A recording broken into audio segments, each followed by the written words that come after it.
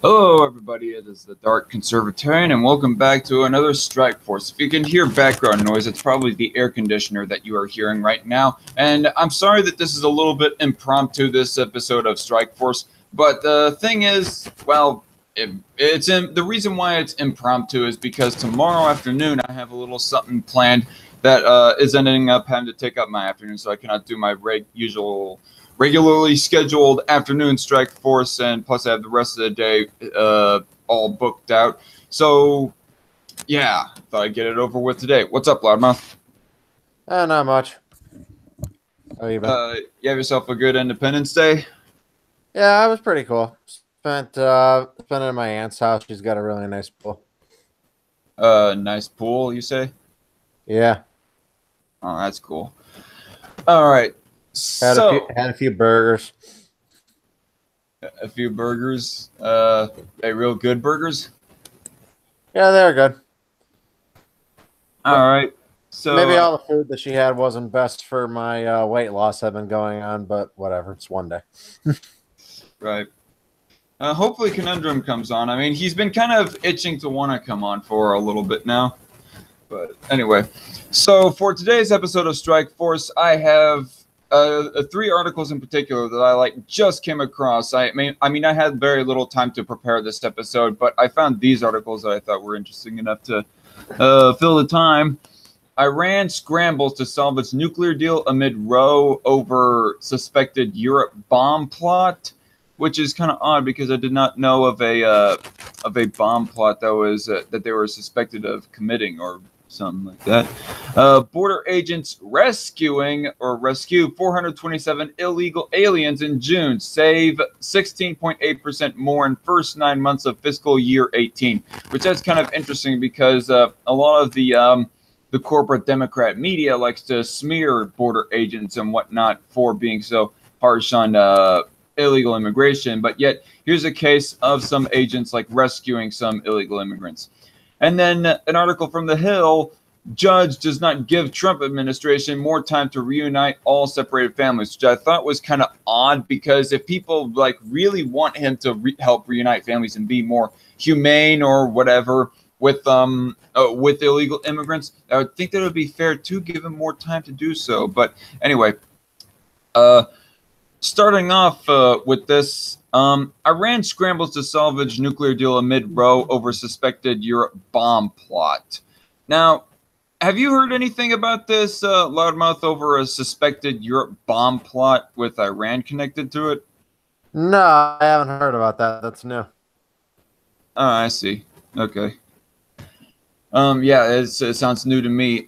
This by Patrick Goodenough, and I think that Patrick Goodenough of CNS News is one of the more objective writers of CNS News compared to some of the other writers here. But anyway, Iran's foreign minister is meeting with 5 foreign counterparts in Vienna Friday in a bid to preserve the 2015 nuclear deal following President Trump's recent withdrawal. But the meeting could be overshadowed by fresh claims of Iranian terror plotting on European soil. I wonder what's the evidence for that. I guess I also want to ask you as well, Loudmouth. I mean, what do you think of Trump withdrawing from the Iran deal, or how do you think he should have handled that? I think he's handled it pretty wrong, to be honest. The Iran deal probably was poorly negotiated in the first place, but once it was already in place, it had a number of allied nations all clamoring for it. Just kind of arbitrarily jumping out of it probably do more harm than good at this point because, see, the thing about trade sanctions is they require international coalitions to really be effective. One nation out of a coalition kind of taking its blocks and going home really removes the effectiveness of that whole deal. So it was basically like closing the gates right after the cows have already gotten out of the barn. Right. The way that I understand the Iranian deal was that we were supposed to be lifting the tariffs, or not tariffs, but sanctions, trade sanctions that were put on Iran. We were supposed to be lifting those in return that Iran would be scaling back their nuclear. Freudian slip there because sanctions and tariffs are more alike than people would think. Because if you say that they're similar, then you imply that Trump is putting sanctions on his own country when he supports tariffs, which he kind of is, if you think about it. Right. And also, there was something, I guess, about returning $50 million to Iran. I mean, I heard Humane Mind and Cult of Ham go talking about that with each other, and even Cult of Ham admitted that that was like one of the things, part of the nuclear deal, was that there was $50 million that, I don't know if this is actually true or not, that the U.S. supposedly stole from Iran and was returning back. But my thought on it is that we are still allowing Iran to keep some of their nuclear capabilities, supposedly so that they could make nuclear power. But in my opinion, we are lifting sanctions in the hopes that they won't use that nuclear technology to make weapons like a dirty bomb or full-on nuclear bomb. That's the main concern with the whole, with generally the lifting of sanctions in general. But right, I think there basically should have been more stringent checks in place to make sure that they're following their side of the deals. That's kind of the main concern people have over the Iranian deal, is they feel that Iran cannot be trusted to keep their end of the bargain. And that's a very reasonable concern, because Iran has gone back on their word numerous times. And North Korea has been seems to be even worse in that regard. Oh, yeah. I mean, did you watch my recent episode of Strike Force? Apparently, they are still upping their nuclear program. Yeah, my last episode of Strike Force, I did it like the early morning, or not the early morning, but the late morning of 4th of July. And despite the peace deal between the U.S., South Korea, and North Korea is still upping their nuclear missile program, despite a supposed denuclearization, or nuclear freeze at least, which means that Kim Jong-un lied and Trump was duped. And which I predicted would happen, if you remember. What? Which I predicted would happen. I was thinking that would happen from the fucking beginning. I can't believe it. I mean, I definitely remember JJ saying that, but yeah. I said it as well. JJ was copying off me. Okay. I did the thinking for JJ. But that was a joke. Don't get me. But anyway, yeah, we've been duped, and this was like right before Independence Day, so happy Independence Day for everybody who had watched that episode. And in further extent to the commentary on Iran here, I as well don't trust Iran to be like refraining themselves or restraining themselves from seeking out nuclear ambitions, despite us lifting sanctions from them. But yeah. Iran is now engaged in disputes with two of the countries represented at the talks, Germany and France, over the arrest of an Iranian diplomat in Germany in connection with an alleged plot to bomb an exiled Iranian opposition movement's rally in France last weekend. Well, if this is really the case right here, if Iran has been, if we can like find solid evidence that Iran really was connected to some terror plot, then I think that would be good reasoning to like not lift the sanctions off of Iran, just in my opinion. Well, that actually, if you could really place solid proof that Iran was responsible, that could be something to get other allied nations in that deal to also reinstate their sanctions. Right. It'd be a very difficult thing to do, but it would require something extreme like that. And that's the thing. Trump kind of pulled out of it the way he did, really without an extreme smoking gun that you would really need to get a global coalition on the matter. That's what was foolish about the way Trump handled that. Right.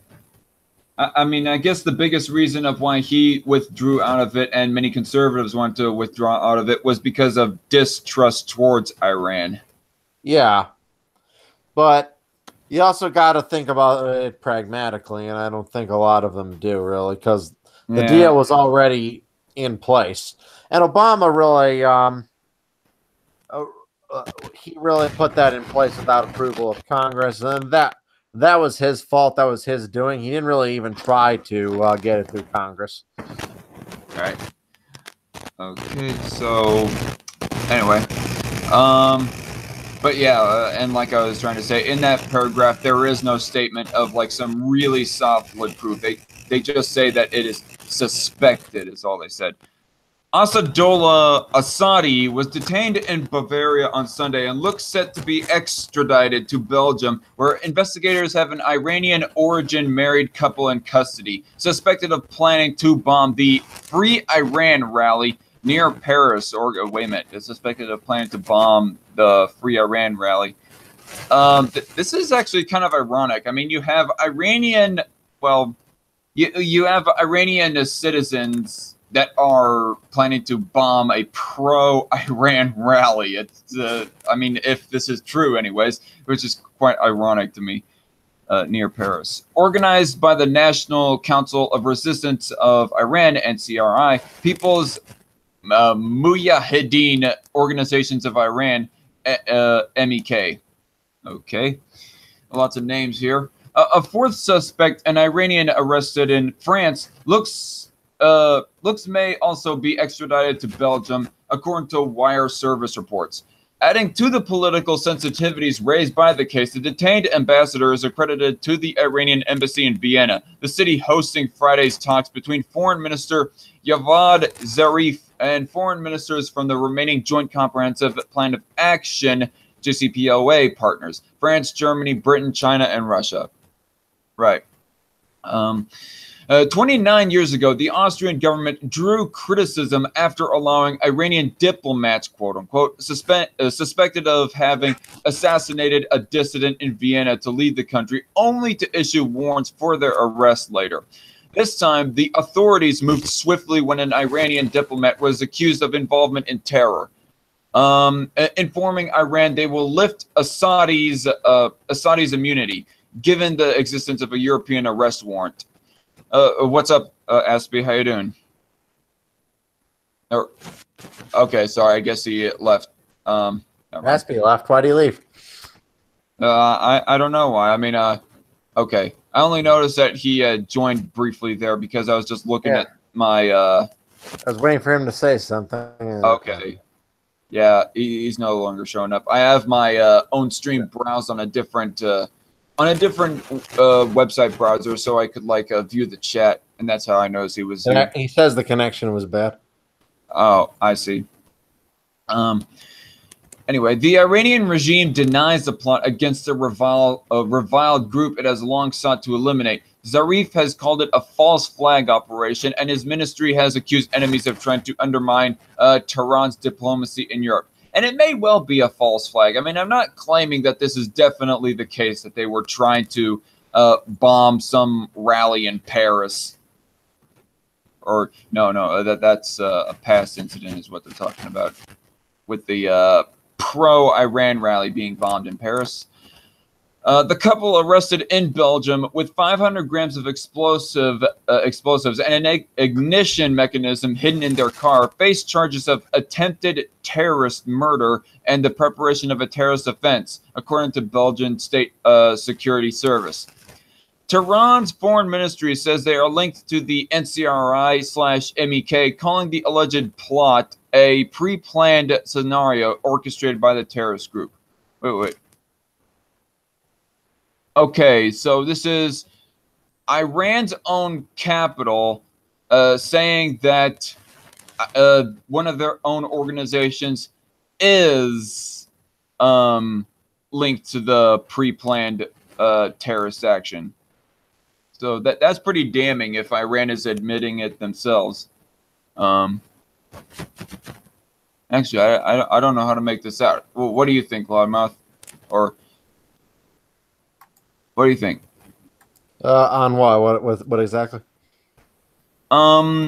With this paragraph that I just read right here, like Tehran's foreign ministry says they are linked to the NCRI MEK, calling the alleged plot a pre-planned scenario orchestrated by the terrorist group. I mean, it seems like Tehran is admitting that one of their own organizations did try to orchestrate a terrorist plot here. The earlier mentioned one. Hmm. Okay, but then again, you have that is actually very interesting right there. If that's but right. I would have to like reread this article to be able to soak in everything that it is saying. Um, Such a scenario would suggest that Assadi, the detained diplomat, is also an NCRI MEK member or sympathizer. For its part, the NCRI claims that Assadi, who is listed by Austria's foreign ministry as a third counselor at the Iranian embassy, has been the head of the Iranian regime's intelligence station at the regime's embassy in Vienna since 2014. And Belgium's De Standard newspaper, citing security sources, said the detained couple named as Amir Sadouni and Nassim Nomeni are suspected of being regime sleeper agents who infiltrated the NCRI and MEK. Wow, this is some real James Bond type shit going on here. Espionage. Whatever the case, the controversy comes at a delicate time for the regime. Yeah, I mean, they're trying to negotiate with the rest of the world on why their own sanctions should be lifted, which is looking to France and Germany in particular to continue to support the JCPOA. Ahead of Friday's talks, President Hassan Rouhani spoke by phone to both French President Emmanuel Macron and German Chancellor Angela Merkel. I heard some people like pronounce her name as Angela. It's kind of weird to me. I mean, what do you pronounce it? Like Angela or Angela? doesn't really matter. Doesn't really. Okay. Yeah, maybe not, but it's still one of the most hated politicians in Europe, nonetheless. According to the Iranian Foreign Ministry, he urged the European leaders to ensure that Iran is offered a clear program and specific timetable to compensate, quote unquote, for the U.S. pullout from the nuclear agreement. After U.S. withdrawal from the JCPOA, economic issues and problems in banking relations and oil have been created, and companies that have invested in Iran are skeptical about continuing their activities in Iran. Wow, that would be kind of concerning for Iran. The ministry quoted Rouhani as telling Merkel. It said he also described as disappointing current proposals by the Europeans on how they intend to live up to their commitments under the JCPOA. Zarif tweeted that he expected in Friday's meetings to secure verifiable and actionable commitments rather than lofty and obscure promises from the remaining JCPOA partners. Citing the alleged bomb plot, Israeli Prime Minister Benjamin Netanyahu, a harsh critic of the Iranian regime, and in other news, grass is green, urged European governments to change their approach to Iran. This week, there was an example of Iran's boundless hypocrisy and brazen gall, he said in a speech in the port city of Acre. This week, the president of Iran met with leaders in Europe in order to try and overcome President Trump's sanctions regime. And I tell you that this attempt will fail, even as Iran planned a terrorist attack on French soil in Europe. It was no coincidence that this attack was thwarted, Netanyahu continued. I call on the leaders of Europe, stop financing the terrorist regime that is financing terrorism against you on your soil. Enough with the policy of appeasement and weakness regarding Iran. They're not technically financing them, but they're lifting sanctions that would serve to be an economic boon for them overall. So it's kind of clumsy wording, I think, from Netanyahu in that regard. The looming reimposition of U.S. sanctions will significantly impact companies in Europe and elsewhere which are doing or plan to do business with Iran. The Trump administration plans to restore some sanctions, including those relating to gold and other metals and the automotive sector, on August 6th, and others, energy and banking, by November 4th. It wants all countries to stop buying Iranian crude oil. And have you noticed that gas prices have gone up since Trump announced that he was lifting the Iran deal? That's not coincidence. Yep. No. Yeah. I don't really think it is either. Yeah, that dramatically lowered gas prices. So, I guess I spoke a little too soon when I said Obama did nothing lowered. to lower energy prices, and it was all just fracking. That's mostly true, but the Iran deal definitely did actually help lower gas prices. Okay. I guess that would be one area, but I do not really trust that Obama liked the fracking industry. I mean, the fracking industry came out. No, he had nothing to do with the success of the fracking industry. That's Exactly. one thing that's frustrating me when Obama fans, they'll take credit for the boom in that period to the president, but he had nothing to do with fracking. Fracking exploded in spite of him. Exactly. Okay. I mean, he didn't do a ton to prevent them, but it definitely was not him or any of his policies that led to the boom of fracking. And that was the primary reason why the energy sector grew so much during his second term. All right. Border agents rescue 427 illegal aliens in June, save 16.8% more in first 9 months of fiscal year 18. And like I said earlier, this strikes me very interesting because you hear like our own immigration officials like being smeared by the media and other leftists and so on and so forth.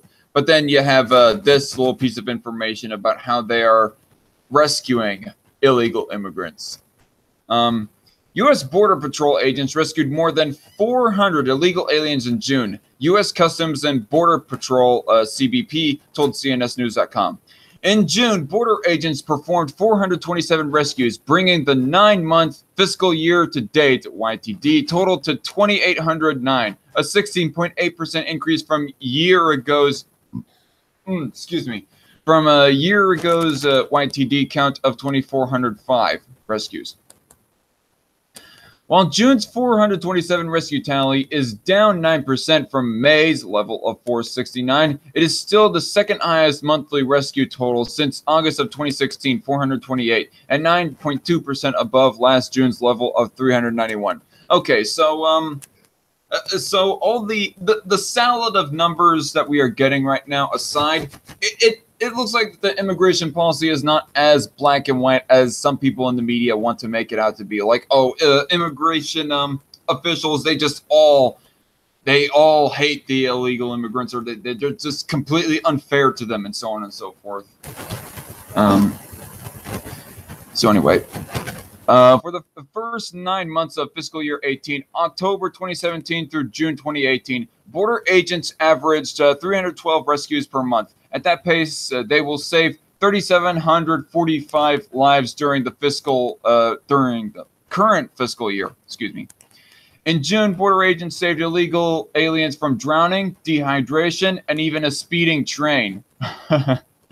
Oh, wow, that sounds like something from a movie right there, but I wouldn't deny it from being reality, but still. Examples of illegal aliens being rescued by border agents in June include 57 illegal aliens saved from record 108-degree heat in the Tucson, Arizona desert. All, including one pregnant female, were given food, water, and shelter. U.S. Border Patrol agents rescued a distressed Mexican man on top of a train who called 911 for help. U.S. Border Patrol agents saved 4 illegal aliens from drowning in El Paso's American Canal. Eagle Pass Border Patrol agents rescued a pregnant illegal alien from Rio Grande River. And border agents rescued an illegal alien drug smuggling suspect with $50,000 of marijuana drowning in Rio Grande River trying to escape capture. And now he's in jail because, weed and the drug war. In addition to rescuing illegal aliens who call 911 or are cited by routine patrols, border agents also respond to distress signals from 99 active rescue beacons strategically deployed throughout the southwest border. As border security efforts have improved, illegal aliens and smugglers have taken to attempting to break into the U.S. through more treacherous areas, prompting border agents to become more focused on rescuing those in danger. CBP told CNSnews.com, "The men and women of CBP work tirelessly every day to secure our nation's borders at and between ports of entry.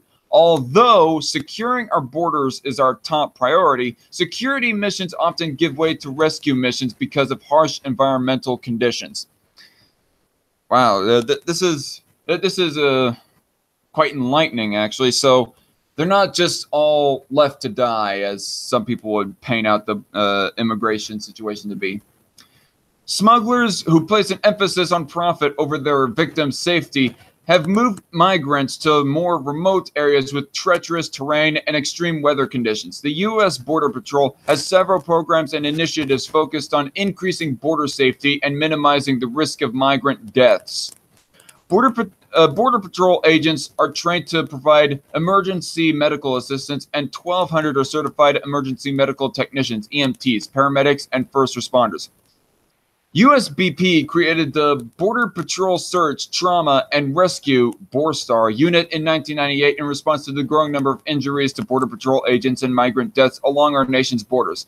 BORSTAR is the only national law enforcement search and rescue entity with the capability to conduct tactical, medical, and search and rescue operations and training for federal, state, local, and international government agencies.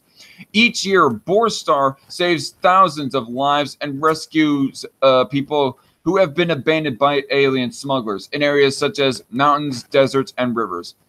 USBP medical initiatives provide emergency medical response training to agents throughout the entire border region, specifically focusing on high-risk areas. USBP currently has more than 1,200 certified emergency medical technicians, as well as paramedics and first responders.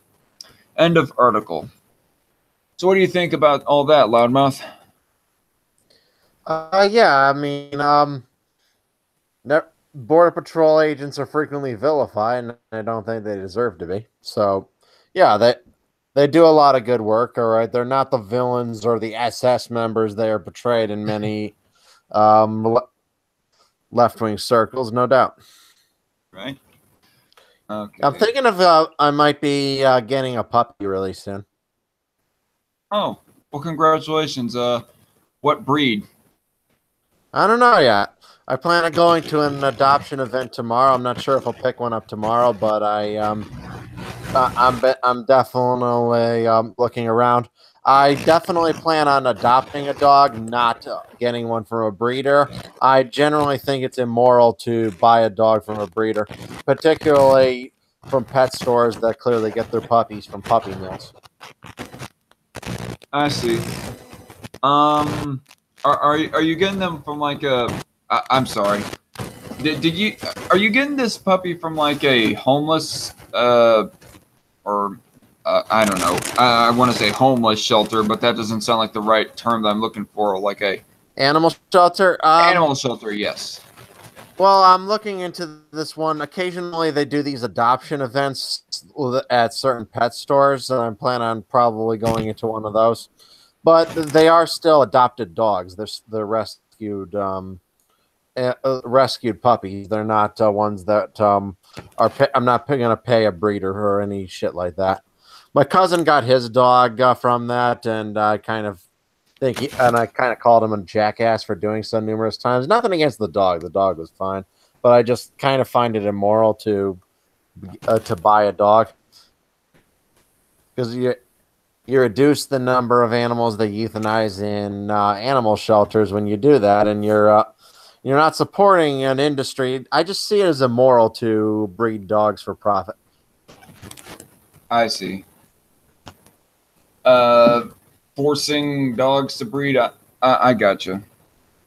Yeah, I see the practice as immoral. All right. And it's not something I want to support. So this from the Hill. Judge does not give Trump administration more time to reunite all separated families. That seems really stupid. Don't you need as much time as it'll take? Yeah, and well, you could try the whole King Solomon method. All right, we're gonna cut this illegal immigrant baby in half, and whoever objects to it the most is the child's real mother. Okay. Everyone who knows the Bible will get the joke. Yeah, I got that. Yes. I did hear that story. I cannot remember the exact verse, but I know what you're talking about. Yes. But yeah, I mean the reason why okay. So that's what kind of struck ironic with me the moment that I saw just the title of this article right here, is because I find it kind of odd. You have immigration leftists, people who are left leaning on immigration, that they want these families to be reunited, and yet you have a judge who I presume is against Trump, including on immigration, but doesn't want to give Trump more time to do this. A federal judge on Friday appeared to reject the Trump administration's request to extend the deadline to reunite families separated at the border under the zero tolerance policy. I don't know if a zero tolerance is like an appropriate way of titling this anymore. I mean, since the Trump administration seems to have a little bit of an urge, a little bit of a desire to reunite the families at least, it doesn't seem to be an absolute zero tolerance. Like they have at least some tolerability to try and keep the families reunited or united. But whatever. U.S. District Judge Dana Sabraw said that the department must comply with the July 10 deadline to reunite children under 5 years old with their parents, and July 26 for other children, unless there is an articulable reason. Hold on a second. I'm gonna pull up my chat here. Okay, nobody is in the chat yet. Got 3 people watching. Sabraw asked for additional information in order to rule and warned government attorneys he expected a lot of work over the weekend, according to CNN. The Justice Department had requested an extension on the court-ordered deadlines, saying that it needed more time to match 101 children under 5 with their parents using DNA testing. Oof, that sounds kind of tedious right there. The government does not wish to unnecessarily delay reunifications or burden class members, the Justice Department argued in the filing, according to the Associated Press. At the same time, however, the government has a strong interest in ensuring that any release of a child from government custody occurs in a manner that ensures the safety of that child. Justice Department Attorney Sarah Fabian said that the administration has so far matched 83 children to 86 parents. Okay. There's always going to be tension between a fast release and a safe release, she said. The judge said that an extension may be permissible in some cases and ordered the Trump administration to share a list of the 101 children with the American Civil Liberties Union, who originally sued to force reunification, so the two sides can determine which cases need more time. The government must reunite them, Sabraw said, according to the AP. It must comply with the time frame unless there is an articulable reason. Because it's tedious, perhaps, maybe. He did not rule yet on the government's request, but indicated he is inclined to stand on the deadline, Sabraw said, according to Bloomberg. More than 2,000 migrant children have been separated from their parents under the Trump administration's zero tolerance policy, prosecuting all adults crossing the border illegally, which he should. President Trump last month signed an executive order halting family separations at the border, but the administration has faced criticism for not moving quickly to reunite families. I mean, I don't know. I mean, it's not saying that the article wasn't saying, or at least I did not see any implication there, that it was saying that it's trying to reunite the families before the parents got processed and sentenced for what they think that they should do with them. I don't know. What do you think, Larmuth, of that article? I think I already stated, it seems absurd to give any kind of deadline on something that people need as much time as possible to make sure you're taking the child's well-being into account, find the right biological parents. These things take time. Having such a legally enforced deadline like that, it seems like it'll do more harm than good in the long run.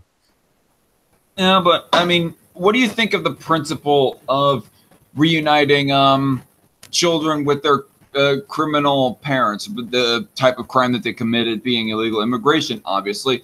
I mean... Well, I generally support it because although illegal immigration is a crime, and they should definitely be deported back to their home countries for entering the country illegally. At the same time, this is not a violent crime that would make them a danger to their children. So I don't. I guess not. Yes. I, The I only real mean, time I would support separating kids from their parents on a permanent level is if the parents are violently deranged and would present a harm to their own children. In that case, they need to be separated, but I don't think that's the case here. for perhaps maybe if they were getting in the mix of I don't know, dangerous drug cartels by dealing drugs for drug cartels or whatever. Well, yeah, but you'd have to go through that on a case-by-case basis. Yes, there probably are some children who probably shouldn't be reunited with their parents if their parents are hardened criminals, but that's probably not the majority of these people. I mean, the principled side of me wants them to stay united, but the I don't know, the legal side of me can kind of understand it because we like separate children from their parents regarding DUIs and other kind of crimes. That's why it really annoys me when people claim that how monstrous it is that the Trump administration would have this policy. I'm like, yeah, that happens literally every time anyone's arrested. Are you also consider it monstrous when somebody, like gets a DUI, is locked up in jail and is separated from their children as a result of that? All right, I don't. The hyperbole that I've seen surrounding this issue has been absolutely ridiculous. I've already mentioned before on one of your streams how much it pisses me off when people compare them to like Holocaust death camps. That really pisses me off because that comparison is so massively hyperbolic bullshit. It really is. It's very insulting, actually. Okay, and so what I'm getting from you is that you would prefer if the families remained united, but you can more or less understand if they have to separate the families. Correct, in certain circumstances, yes. But okay, I would prefer on a more speedy basis, that people being reunited with their kids, particularly if they're really young kids, being separated from your parents and being taken to a strange place, that can be a very traumatic thing for these kids, And ultimately, they weren't the ones who broke the law. They're toddlers. They doing what their parents were telling them to do. Their parents were the ones who broke the law. all right. And they just ended up dragging their kids in with the crap that they would have to face regarding breaking the law. Reprehensible. And they're not saints, the parents who dragged their kids through that. And in a way, kind of use their kids as shields, because they figure if we have kids with us, then we got to be treated more humanely than if we were just some guy out there. Or use their kids. That way, they're kind of using their kids as shields, which is morally wrong, yes. Or use their kids to get welfare checks in tax returns. Correct. With a false also security number or a DSIN number. I can't remember what the DSIN stands for. And claims them as a child tax credit to get themselves some dough. So shout out. I'm shouting out that fact for all those who deny that illegal immigrants can't get welfare. I mean, yes, legally they aren't supposed to, but that doesn't mean that they don't. Anyway, how short is this? It's just a little bit long, but I kind of think that this reflects the this article right here that I came across a few weeks back in June 21st. That it kind of reflects the modern day political climate regarding of how people are just how it's become more of really a trend that that people want newer politicians. Poll: voters across ideological spectrum want new blood in GOP leadership. This is focusing more on GOP leadership, but still. You hear that? I've heard that for like decades. You always hear about how incumbents are hated, but at the same time, people don't generally hate incumbents. They hate incumbents on other districts. They like their own congressman to keep staying over and over again. Right. I mean, so I generally regard that as a load of shit. You hear about this all the time. I'm old enough to remember when they were saying that a decade ago. Okay, so on one hand, they would be saying one thing, but on the other hand, they would be voting another way that goes against what they said. Oh yeah, the politicians and political polls. Everyone who gives advice to a political pollster, they all turn into a shitty girlfriend who gives you constant mixed signals and bad advice. All right. This by David Bozell. A new national survey shows that 2018 midterm election likely voters across the board, be it self-identified conservatives, self-identified independents, and even self-identified moderates, are even more likely to vote Republican if they knew the new Speaker of the House would come from outside the current leadership apparatus. The poll by McLaughlin and Associates and commissioned by For America potentially stunts the ambitions of GOP leaders like Majority Leader Representative Kevin McCarthy, Republican of California, and Majority Whip Representative Steve Scalise, Republican of Louisiana, both of whom are rumored to want to replace Paul Ryan as Speaker.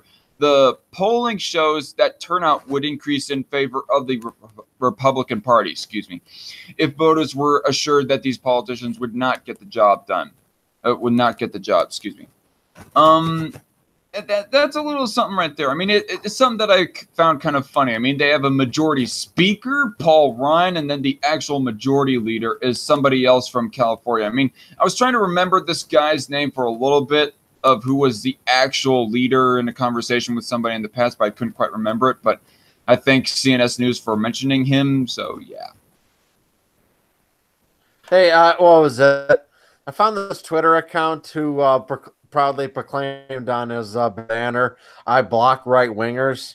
So I immediately blocked him. Like, okay. I'm going to beat you to the punch, asshole. Sounds like a Steve Shives right there. Yeah. Yeah, the guy kind of was seen creepy. I read a couple of his tweets, and he just, yeah, he was accusing this one person of saying, go rape your 12-year-old cousin like all the other libertarians. I'm like, what the fuck? That guy has issues. Oh, jeez. There was actually, oh, man, I just noticed this, the weird-ass haircut down there. You seeing this shit, Loudmouth? Yeah, I try to ignore those side ads as much as I can. Sorry. What was I gonna say? I actually saw this one tweet by Starbird Tweets. I mean, have you ever heard of Starbird Disagrees, a YouTuber? No. But anyway, okay. Well, on Twitter he goes by Starbird Tweets, and he retweeted this one tweet by some, I guess he was a far left commie or something, of where the guy was saying that it would be immoral for you to not kill a person who is claiming an over excess of property or something along those lines. I don't know. Of possession. That guy needs to be like investigated. That's a dangerous mindset right there. Yeah, talk about raging psychopathy, you know? Yeah, tell me about it. So anyway, continuing on with this story, though, respondents were asked two questions related to the U.S. House Speaker race. First, if they would be more or less likely to vote Republican for Congress this November if they knew the next Republican House Speaker would be picked from the current Republican House leadership and would continue to support and advocate the same policies as the current Republican House leadership. Wait, what? Why would you want your next majority leader, your next majority leadership to run the same way as the last one? I mean, in that case, you may as well just keep Paul Ryan in place. I mean, if you're expecting the same policy positions as the current Republican House leadership. That's why I said that voters are basically like a shitty girlfriend. They really don't know what they want. All right. You don't pay enough attention to my needs. Obviously, you don't love me anymore, politicians. And yet they still go for it. Voters, the American public, are basically a shitty girlfriend. And the politicians are essentially like a desperate, thirsty man who's trying to appease her in every way he can. But the American public are like that. They're erratic, and they don't know what they want, and they rarely make any sense. What do you think of people like Trey Gowdy and Jim Jordan? Would you rather see them guys be part of the House leadership instead of Paul Ryan and Kevin McCarthy? Who was that again? You want to mention? Jim Jordan and Trey Gowdy. I don't really know enough about them to form an opinion. Okay, well, Trey Gowdy has kind of been stepping out of the limelight a bit as of recently, but particularly in 2016 and early parts of 2017, he was going almost viral across right-wing YouTube political circles because he makes house he makes what's the word, house hearings. He makes congressional hearings look entertaining with the way that he just grills the people who he has put to question, you know. Trey, what is it, Gowdy? Trey Gowdy, TREYGOWDY. Bulldog Gowdy. I'm following him on Twitter right now, so I'll take your word for it. But yeah, I mean, if anybody, I would rather see him or even Jim Jordan, who I think last I heard is like pretty much in the same light as Trey Gowdy when it comes to his conservative beliefs. I'd rather have either one of those people be part of the House leadership over Paul Ryan. Second, if they would be more or less likely to vote Republican for Congress this November if they knew the next Republican House speaker would not be from the current Republican House leadership, but would be someone new from outside the current leadership who would advocate the populist conservative policies of President Trump, drain the swamp, build the wall, congressional term limits, etc. Except that whole Trumpist agenda is not exactly perfect, you know. Whatnot with the supporting of tariffs and yeah, that's why whenever any Republican has an ad that says "I stand with President Trump," I'm like, well, I don't stand with you then. Fuck off. Yeah. The poll results show that if voters knew the new speaker is someone from outside current leadership, someone who advocates for Trump's agenda, Republican members pick up more likely votes in so many categories. Plus 4 percentage points from self-identified Republicans, plus 1 percentage point from self-identified Democrats, plus 9 percentage points from self-identified independents, plus 7 percentage points from self-identified moderates, an interesting and surprising number, more on that below, and plus 5 percentage points from self-identified conservatives. You know, I find moderate, now that I go thinking more and more about it, I think that a moderate is like a little bit vague. Like there was a moderate leftist and then there was a moderate right wingers. Like when I think of a moderate leftist, I like think of somebody that's somewhere, I don't know, in between Bernie Sanders and Barack Obama, or between a full-on blown socialist like Owen McDonald and Barack Obama. Yeah, when I think of Owen McDonald's channel yesterday. What? I was. You were streaming on his channel yesterday. Correct. I was. Okay, how was that? Went okay. We covered a variety of topics. Honestly, I don't know. He's a nice fellow, but he's just hopelessly naive about human nature. I felt like I was just kind of trying to just tell him the way it is, and he was talking about the way he wants it to be. That's basically how I felt was the main divide between them. I'm like, I just feel like he doesn't want to accept the world as it is. Owen McDonald versus Loudmouth Reviewer. Okay, I thought it was like a group conversation, but nope. Apparently it's just a one-on-one conversation, as he most of the time does. Which is fine. He messaged me and wanted to talk to me on his channel. And I'm like, okay. Well, that's odd. I mean, I don't know why he would have. I mean, I like you, Loudmouth, but I don't see about how he would want to go out of his way to talk to you on, I don't know, just a random chat. I don't know, but enough enough thinking about that.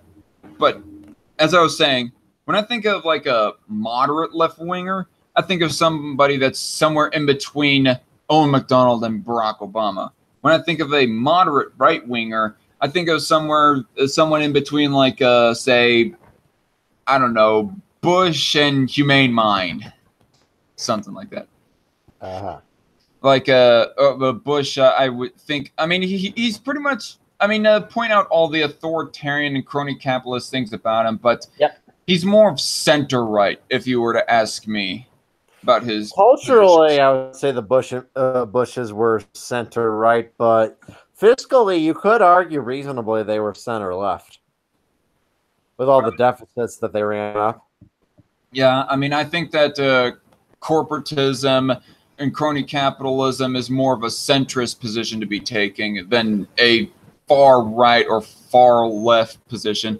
A centrist, center right, center left, somewhere in that area, depending on how you derive. Because, you know, the way that I measure the political spectrum is the more and more against government intervention in the economy you are, the more right wing you are. But the more and more you're for government intervention in the economy, the more and more left wing you are. And of course, Bush was not exactly an economic libertarian to where that he wanted to get rid of government intervention in the economy. He just wanted government to intervene for his own agenda. Correct, and he signed the McCain-Feingold Act, which was one of the most unconstitutional pieces of legislation signed in the last 20 years, which established ridiculous limits on political speech. Thankfully, the Supreme Court ruled it unconstitutional. All right. The positive vibes for an overhaul of the Republican leadership don't stop at political affiliation. A variety of socioeconomic backgrounds yielded increased turnout for Republicans. Those voters more likely to vote GOP if those voters knew a leadership change was coming. Men plus 4% and women plus 5%. College graduates plus 6%, and those without a college degree plus 4%, whites plus 7%, Hispanics plus 4%, voters under 55 years old plus 4%, voters over 55 years old plus 6%, single voters plus 5%, and married voters plus 4%. Okay. And I guess this kind of goes to reflect that the main reason why a lot of people don't vote Republican is because of old leadership doing old tricks, which bring up old, new, but not unseen before problems. And these voters aren't just from cherry-picked friendly House Freedom Caucus districts either. Voter desires for new leadership knows no geographic bounds. Voters residing in the East plus 10%, voters in the West plus 6%, voters in the Midwest plus 4%, and voters in the South plus 2% are all more likely to vote Republican if they knew the next speaker will not come from the current GOP leadership team.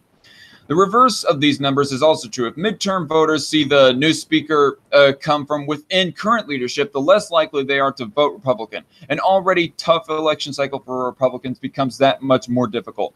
It makes obvious sense that conservatives want change in GOP leadership, given the current leadership's abysmal failures on key conservative campaign promises, but such a clamor among women, independents, and most notably moderates, even East Coast moderates, will surprise many politicos in the swamp.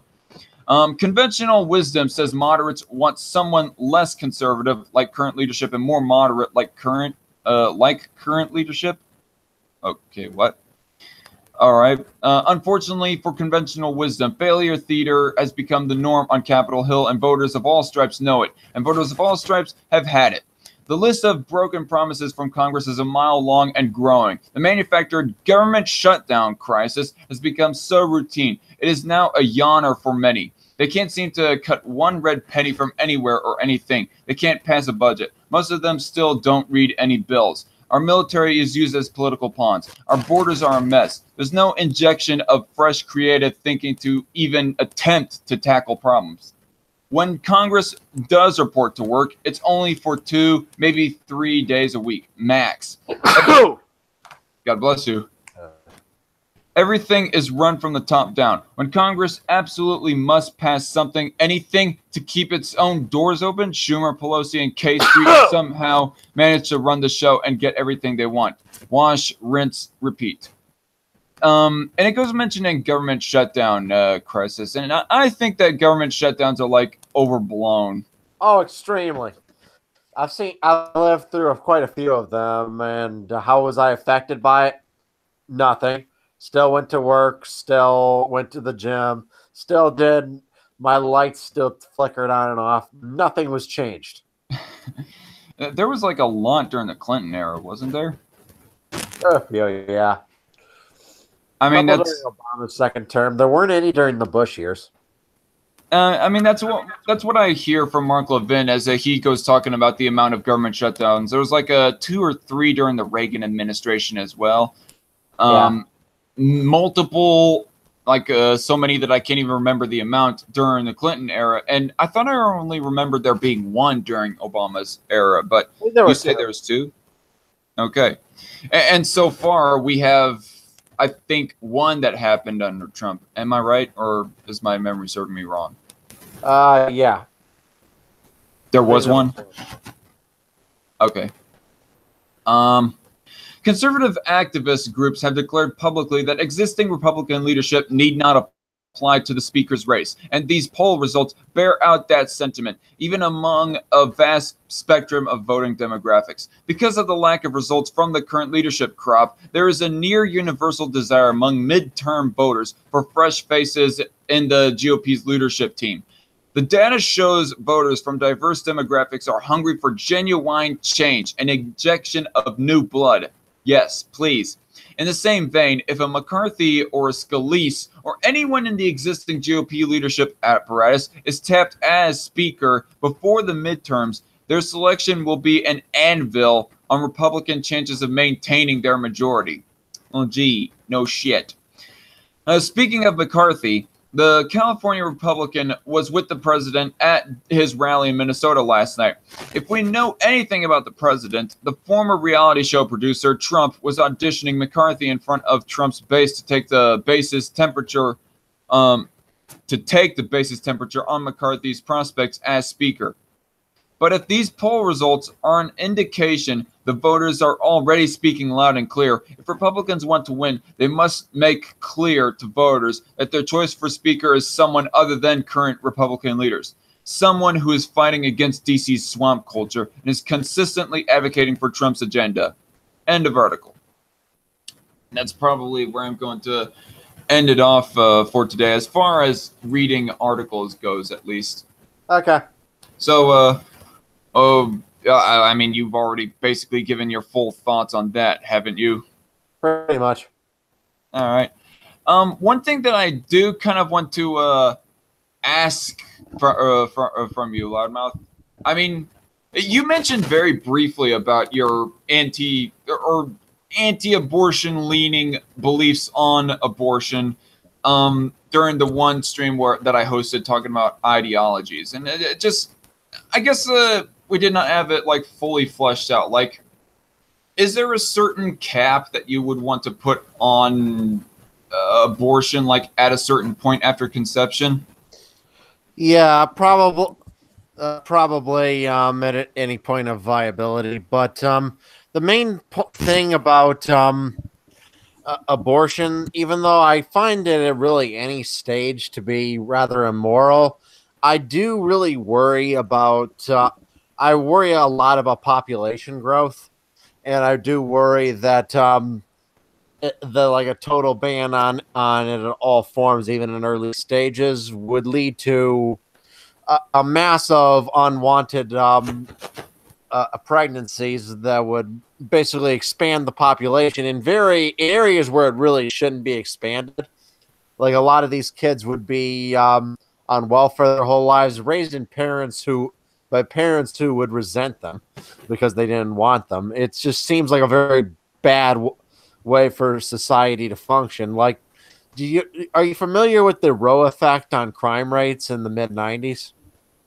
The Roe effect. Are you talking about Roe v. Wade, or what are you talking about? Yes. They found that a huge drop in crime rates right around around 20 years or so after Roe v. Wade was passed.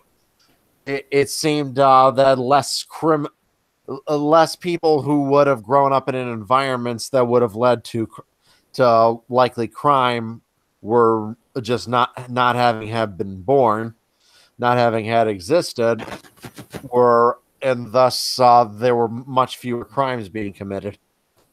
Well, yeah, I mean, you watched my video response to Nicole Arbor, and you of course know that I am for not banning abortion at least in the first 2 months after conception. Well, it was mostly what I liked your video there, mostly because Nicole Arbor, A, was annoying as all fuck, and 2, she made the absolute worst arguments.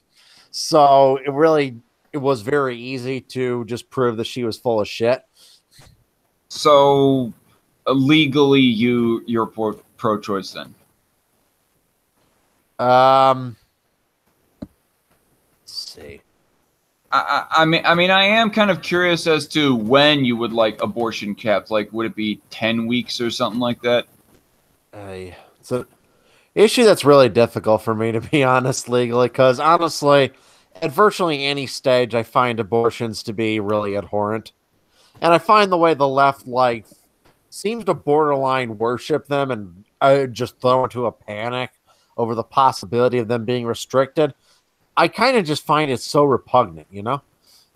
Yeah. But I also worry about the wider society effects of a total ban on it. So it's such a hard question to answer.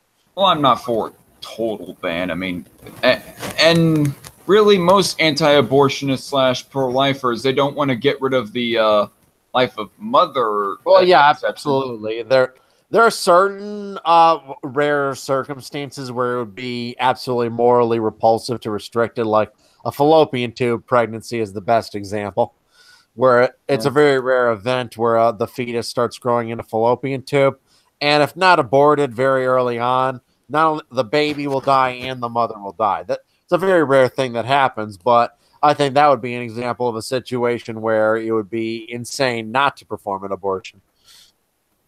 Yeah, and I can definitely see the logic of it. I mean, at least save the person who people...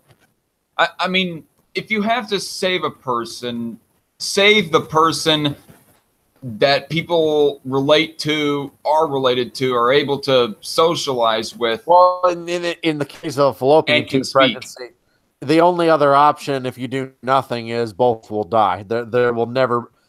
There's no really other option when such a thing happens. Luckily, it's a rare event. But and so going off of the logic that I was bringing up there, of course, the quota that I mentioned there would fall as the mother. She would have the one right thing that annoys me about the left is they frequently argue for abortions with arguments that they know are fucking dishonest. They'll frequently bring up those rare circumstances like rape or life of the mother, all abortions are, when obviously that is not the case. Most abortions are elective. Most abortions are on healthy fetuses of healthy mothers that were not conceived in rape. They were conceived in consensual intercourse by a couple of fucking idiots who were too stupid to put a condom on. Right. That's the majority of abortions. And I just... I view with incredible repugnancy anyone who's stupid enough to have sex without a condom and then acts surprised that they got pregnant. I'm like, what the fuck did you expect? Did you expect a plasma TV out of it? You fucked without a condom. You were going to get a baby, okay? And if you thought otherwise, you're a fucking moron. And then again, someone who's that stupid probably shouldn't reproduce. So... yeah, that's another argument. You can call that slightly eugenicist, but damn, if you're that stupid, don't reproduce. Like, right. I've been horny too, and in certain situations, I told the story before where I was with this one chick where I was in bed with her kind of on a very sudden thing where I wasn't expecting it going in, so I didn't bring a condom with me. And I slept with her that night. We did many intimate things, but I didn't have full vaginal intercourse with her, even though I probably could have. I had pressed the issues because she was really into it, but I did not want to risk a pregnancy. I was, we did other things, but yeah, I was not going to do that. Don't have to go through the full laundry list. Don't have to go through the full laundry list. I get the picture. I'm not going to go through the full laundry list, but the point is I wasn't going to go through it, and it's not. And I was plenty horny there. So so I'll hear people say, "Oh, well, it was the heat of the moment. Well, we were horny." That is no excuse. That is not an excuse. You still need to use common sense. Is my point. Right.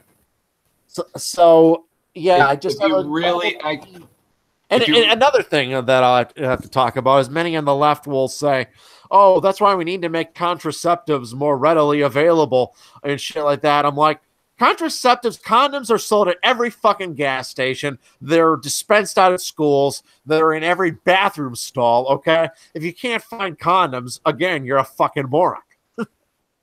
Wow. They're extremely easy to find. Oh yeah, you make them sound like that they're sold out like candy bars in a vending machine, practically. They pretty much are. At every bathroom, there's like a dispenser that gives out condoms. Well, and at every gas station, you can get them, and they only cost $1. They're pretty cheap. Well, if when you put it that way, I mean, I don't think the left has really anything to bitch about contraceptives or condoms. They don't. They do not. All right. You would have to be getting laid a whole lot for condoms to break the bank. All right. Sadly for me, I don't get laid nearly often enough for that to be the case. Well, still more times being laid than me, which I'm 0. Yeah. Well, I hope it'll happen for you. You're not a bad looking fellow. Spend more time at the gym while you try to build up the muscles. That'll help. I recommend that. Well, thanks. Thanks for the recommendation and the compliment there. Yeah. My thought on the whole overpopulation thing is that I think that we should advance in technology rather than institute forms of population control or instituting abortion. Well, here's the main thing. No matter how much you advance in technology, the planet we live on can only sustain so many human lives. Well, that is just reality. Part of the advancement of technology would be getting people to live in space instead. Well, yeah, I mean, if you invented the warp drive and were able to colonize the galaxy, then yeah, you have plenty of space and plenty of resources out there for trillions and trillions of humans. But as long as we're bound to this one planet, there's not enough space and there's not enough resources for infinite population growth. Right, the Earth's population cannot continue to double for the next 1,000,000 years. Well, it does not keep on doubling, and there's this one guy in less than a century. All right, the Earth's population has doubled. It cannot keep doubling every century for the next 1,000,000 years. That is not sustainable. That will eventually lead to a population collapse. It's going to flatten out to 11 billion, according to a guy named Hans Rosling, because of the. He says that there is this one metric called peak child. In other words, we are not having an exponentially increasing amount of children. I mean, the total children population of the Earth is just 2 billion. And it's going to stay, and it's stayed like that for a long time since the 50s, and it's projected to stay along that line for the foreseeable future. And within the foreseeable future, we see 2100, and by then it'll flatten out to 11 billion, and by that time, it'll plausibly drop, is what Hans Rosling says. I mean, talked before about the Rocky Mountain locust. We could learn from the extinction of that insect on the dangers of overpopulation. All right. I mean, I did like a speech talking about overpopulation, and it is kind of a touchy subject for me because I live with a big family, and I And kind of yeah, dread the idea of a one-child policy. well, when you look at all the recent extinctions, animal species are clearly going extinct at a faster rate than they normally would throughout geological times period. That's why some scientists have declared that we're in a mass extinction right now. All right. You can look at a lot of photographs of very recent animals that were alive just like a few decades ago that are gone now. And it's very frightening thing how often this is happening lately. Like I was watching this Attenborough documentary from the 70s, Life on Earth. It profiled these creatures called golden toads. All right, and he shows this population of them. About a decade after that program was released, the golden toad was extinct. Hmm. I And mean, it is sad to like see a species that we would love to observe and witness and whatnot because the animal looks pretty and majestic and whatnot. Um, call me cynical for this, but I care for humans more than other than animal species. I mean, it seems speciesist of me, but my observation is the only reason why we really care for these other species. I mean, if they don't have like an ecological advantage to them, a distinct ecological advantage, then the only value that we have for them is just because we have a kind of a material value and we like to look at them because they look pretty majestic and whatnot. I think a world with elephants, gorillas, lions, all right, dolphins is a better world than in one where we still survive, yet all these creatures were extinct. I really want these creatures to not go extinct in my lifetime. Yeah, I can see that. I mean, I mean, obviously, honestly, I would really prefer if they did not, but ultimately, I'm all humanity first. I mean, call me call me cynical if you will, call me brash if you want to, but if you also think about it, if you kill off the top predators in any ecosystem, it'll lead to prey items that they won't once prey on expanding in population. You can collapse an entire food chain from the result of that. They're saying that will happen due to overfishing in the ocean. That many of the fish that we eat were the top predators of their ecosystems, and that create an abnormal growth in population in the smaller fish that they preyed on, which will lead to a population boondoggle that could lead to a collapse in ocean life. And a collapse in ocean life would not just be bad for things like dolphins and sharks. That would really fuck up human civilization as well. It would fuck up the oceans. And you go talking about an increase in prey animals. Like if the predator dies off, like say lions, for example, they become extinct, and then the antelope population, for example, explodes. Yes. Well, then that's just another food source, or they have more of a food source. They have an ever-expanding food source in quantity for Africa. They'll be eating antelope burgers for the next hundreds of years because the lions gone extinct. That meant more antelopes for Africa to eat. Mm-hmm. I mean that's the way that I see it. But other than that, most modern extinctions have been islanders. A lot of island creatures. This was obviously the fate of the famous dodo bird. Would kind of odd. Right, when people would arrive on islands, they would often think animals that bring with them, like rats and cats and what have you, would kind of escape into the island. And creatures isolated on islands were less adapted at defending themselves against certain predators and certain threats. And once mankind released them in their ecosystem, they were doomed. Like the dodo was gone less than 50 years after the first humans arrived on the island it lived on in the Indian Ocean. I keep on getting reverb whenever I start these streams. I think it may be because of my loud ass air conditioning. Possible. Anyway, I think I'm going to end the stream here pretty soon. Hey, it was a nice chatting with you, Loudmouth, and as always, you're a great co-commentator for on politics. Yeah, you mentioned something about you wanted to collab with me as a patron reward. If you've got an idea, I'm totally willing to do it. If you got a good idea. Yeah, I mean, I got like a few videos on libertarianism that I was almost thinking might be some well, I guess it'd be kind of low-hanging fruit to talk about. Actually, I'll have to like link you some of the ideas that I have. Like one of them is a video from Tom Hartman criticizing libertarianism. Another one is like some socialist college boy or something criticizing libertarianism as well. Those can both be good ideas for a video.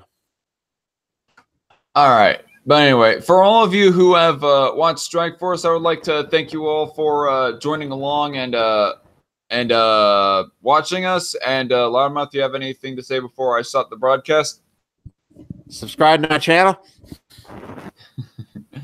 Yes, subscribe to Loudmouth Reviews. He's one of the most underrated movie reviewers ever. Anyway. Thank you. Thank you, Loudmouth, for joining me to help comment on politics. And sad that Conundrum couldn't join like he said he wanted to. But anyway, I'm the Dark Conservatarian, and this has been Strike Force signing out. God bless.